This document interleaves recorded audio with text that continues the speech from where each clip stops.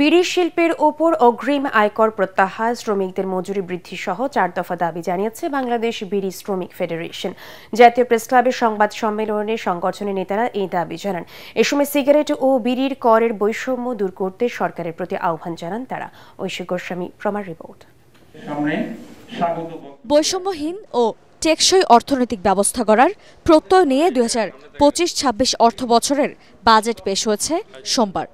Budget নিয়ে প্রতিক্রিয়া জানাতে জাতীয় প্রেসক্লাবে সংবাদ সম্মেলন করে বিড়ি শ্রমিক ফেডারেশন। শ্রমিকের ন্যায্য মজুরি 110 টাকা। বিড়ি শিল্পের উপর অগ্রিম আয়কর প্রত্যাহার, 1000 বিড়ি উৎপাদনে মজুরি 110 টাকা বৃদ্ধি সহ 4 দফা দাবি জানান শ্রমিক নেতারা। সিগারেটের অগ্রিম আয়কর 3%, বিড়ি ছিল 10%। এই বৈষম্যের বিরুদ্ধে আমরা সারা দেশে বলেছি যে এজন্য বিড়ি শিল্প ধ্বংস হয়ে যাচ্ছে, সিগারেটের মার্কেট ব্যাপক বৃদ্ধি হচ্ছে, আর বিড়ির মার্কেট সংকুচিত হচ্ছে, শ্রমিকদের কর্ম নষ্ট হয়ে যাচ্ছে। আমাদের দাবি এই 10% ভ্যাট প্রত্যাহার করে এই বিড়ি শিল্পকে টিকায় রাখতে হবে। এ সময় বিদেশি সিগারেট কোম্পানিগুলোর দৌড়তে দেশি বিড়ি শিল্পের অস্তিত্ব টিকিয়ে রাখা কঠিন হয়ে পড়ছে বলে জানান তারা।